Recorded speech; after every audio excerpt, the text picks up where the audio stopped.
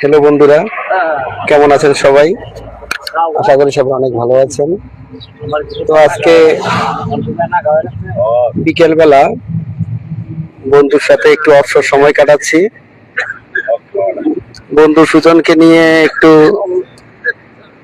হোমনার দিকে রওনা দিয়েছি। ভাবলাম ওদিক থেকে একটু ঘুরে আসি। রাস্তার চারপাশের দৃশ্যটি খুবই সুন্দর ছিল।